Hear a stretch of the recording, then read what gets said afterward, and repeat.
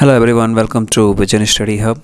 और आज हम डिस्कस करेंगे स्टैटिस्टिक्स चैप्टर में मेजर्स ऑफ सेंट्रल टेंडेंसी के बारे में। हेडिंग आपको स्क्रीन पर दिख भी रही होगी। अब बात करते हैं मेजर ऑफ सेंट्रल टेंडेंसी। बहुत ही इम्पोर्टेंट कॉन्सेप्ट है और इस कॉन्सेप्ट्स के अकॉर्डिंग इसके नेक्स्ट क्लासेस में भी आप इसी से रिलेट करते हुए बहुत सारे थियरम्स, बहुत सारे टॉपिक्स स्टडी करेंगे। तो इस वजह से इसका बेसिक्स है स्टैटिस्टिक्स का और मेजर ऑफ सेंट्रल टेंडेंसीज में जो भी हम आज यहाँ पे स्टडी करने वाले हैं।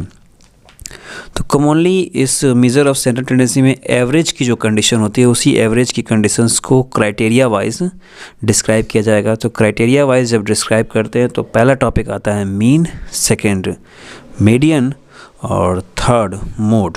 तो मीन जो होता है उसी को एज अ एवरेज भी कहा जाता है।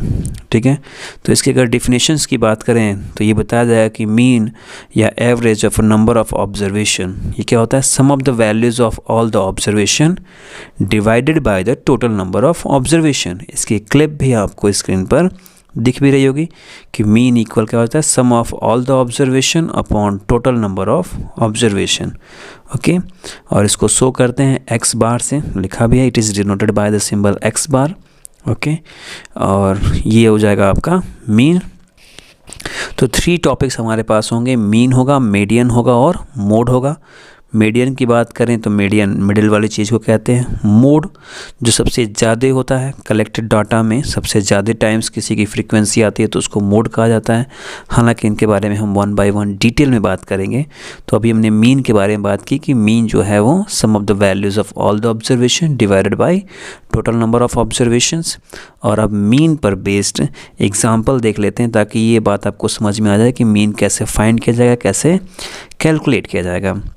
तो पहला नंबर एग्जांपल आपके स्क्रीन पर दिख रहा है कि 5 people were asked about the time in a week they spend in doing social work in their community. अपनी अपनी कम्युनिटी में सोशल वर्क उन्होंने कितने कितने टाइम किए एक वीक में, ये 5 लोगों ने बताए हैं। तो उन्होंने क्या ऑब्जर्वेशन बताया? They said 10, 7, 13, 20 and 15 hours. तो find the mean time in a week devoted by them for social work. Social work के लिए मीन टाइम क्या था? तो इसकी सॉल्यूशन क्लिप आपके स्क्रीन पर विजिबल हो रही है। तो उसमें बताया जा रहा है कि मीन अगर फाइंड करना हो तो क्या हो जाएगा? Sum of all the observation upon total number of observation, जो अभी मैंने आपको बताया। तो इसके अकॉर्डिंग एक्स आई इक्वल कितना हो जाएगा? 10 means that the value of the first observation. ठीक है, x1 जो है denoted by x1 is 10। Similarly x2 equal 7, x3 equal 13, x4 equal 20 and x5 equal 50।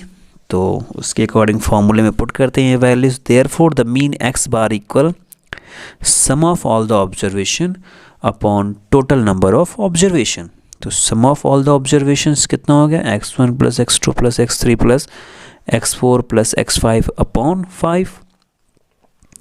तो x1, x2, x3 और x4, x5 की प्लेस पे जो वैल्यूज़ थी उसको पुट करने के बाद हमें मिला 65 divided by 5। Then we get the mean x bar equal 13। तो 13 आवर्स जो है वो क्या हो गया? मीन टाइम हो गया सोशल वर्क करने का। तो कुछ इस तरह से किसी कलेक्टेड डाटा का मीन हम फाइंड कर सकते हैं। इसको एज अ फॉर्मूला अगर दिखाने की बात की जाए तो हम इस तरह से दिखाएंगे sum of all the observation upon total number of observation. Right है। अब इसी मीन के कंडीशन में मीन जब फाइंड करना होता है तो एक फ्रीक्वेंसी टाइप की कंडीशंस भी दी जाती है। डाटा जब अधिक होता है तो उसका टेबल आपके स्क्रीन पर दिख रहा होगा। उसमें बताया जा रहा है कुछ स्टूडेंट्स के मार्क्स के बारे में। तो नंबर ऑफ स्टूडेंट्स क्या हो जाएंगे? एफ आई, उसको एफ आई से डिनोट करेंगे। मार्क्स जो हैं उसको एक्स आई से डिनोट करेंगे। तो मार्क्स में दिखाया गया है कि 10, 20, 36, 40, 50, 56, 60, 70, 72, 80, 88, 92, 95 ये मार्क्स हैं।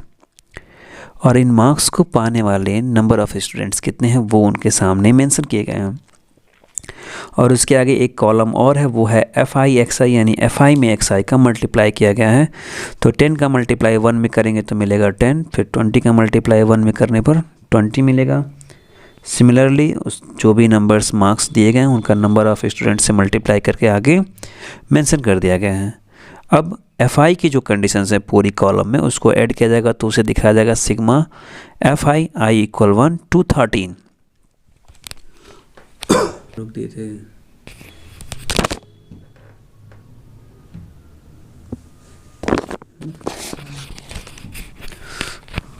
तो सिग्मा FI इक्वल कितना मिला 30।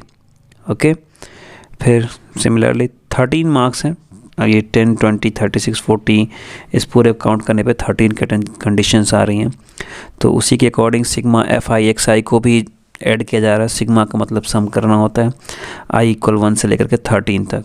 13 क्या है, ये पूरा जो ये 10, 20, 36 से काउंट करते हैं, ये को काउंट करने पर 13 आता है, मतलब 13 टाइप्स के मार्क्स हैं। अब सिग्मा FI XI को ऐड किया गया तो 1779 मिला।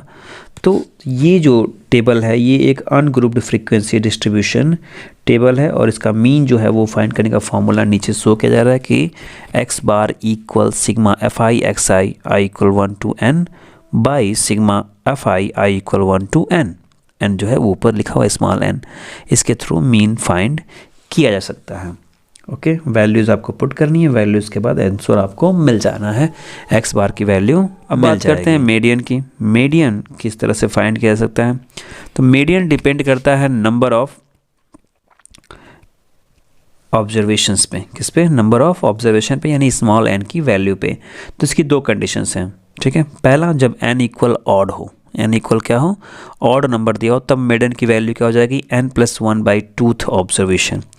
जैसे एज एग्जाम्पल बात करें, इफ़ n इक्वल 13 तो वैल्यू ऑफ द 13 + 1/2 यानी 14th हो जाएगा। 14 को 2 से डिवाइड करेंगे तो 7th ऑब्जर्वेशन मिलेगा।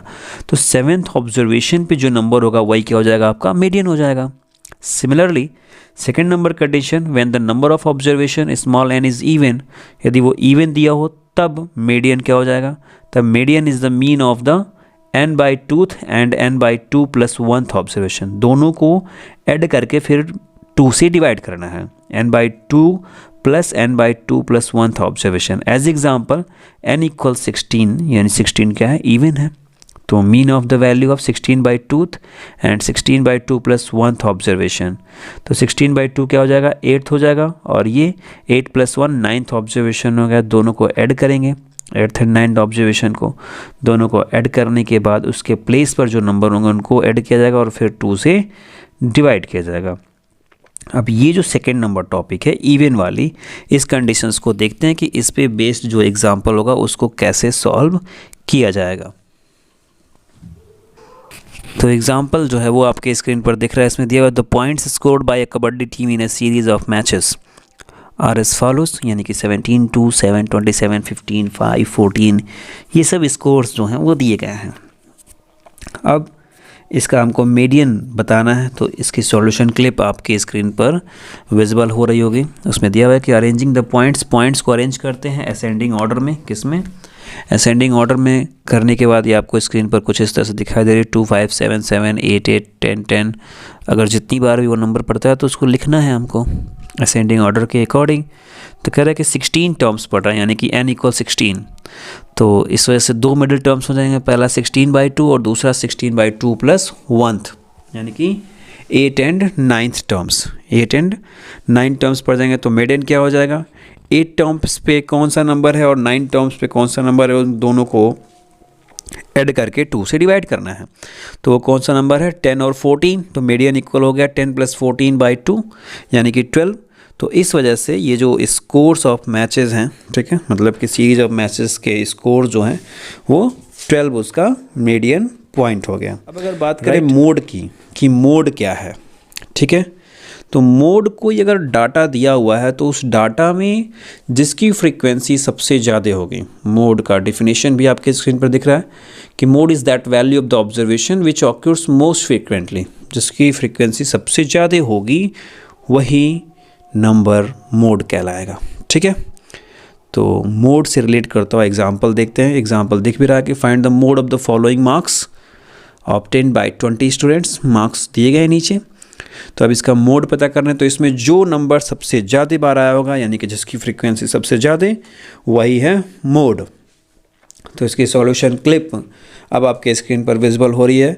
इसमें दिया हुआ है कि डाटा को हम अरेंज करते हैं असेंडिंग ऑर्डर में और उससे पता चलता है कि किसकी फ्रीक्वेंसी सबसे ज़्यादा है। तो ऑब्ज़र्व किया गया तो मिला कि 9 की फ्रीक्वेंसी सबसे ज़्यादा है और वो 4 टाइम्स है। तो इस वजह से 9 की फ्रीक्वेंसी ज़्यादा होने की वजह से हमारा मोड क्या हो गया इस डाटा का 9, 4 नहीं होगा, जितनी बार आ रहा है वो नहीं, जो नंबर सबसे ज़्यादा बार आएगा वही होगा हमारा मोड, यानी कि मोड क्या हो गया 9। तो अभी आपने देखा मीन, मेडियन और मोड के बारे में। इन्हीं 3 चीज़ों के बारे में मीज़र ऑफ सेंट्रल टेंडेंसी में स्टडी किया जाता है। अब इन्हीं टॉपिक्स पे आपकी अगली क्लासेस में बेस्ड और भी नए फार्मूले मिलेंगे, नए तरह के डाटा मिलेंगे, ग्रुप्ड डाटा मिलेंगे, अनग्रुप्ड डाटा मिलेंगे और उसके अकॉर्डिंग आपको बहुत सारे क्वेश्चंस मिलेंगे जो बोर्ड एग्जामिनेशंस में आपके लिए बहुत ही हेल्पफुल होंगे। So students, pause the video and note it down.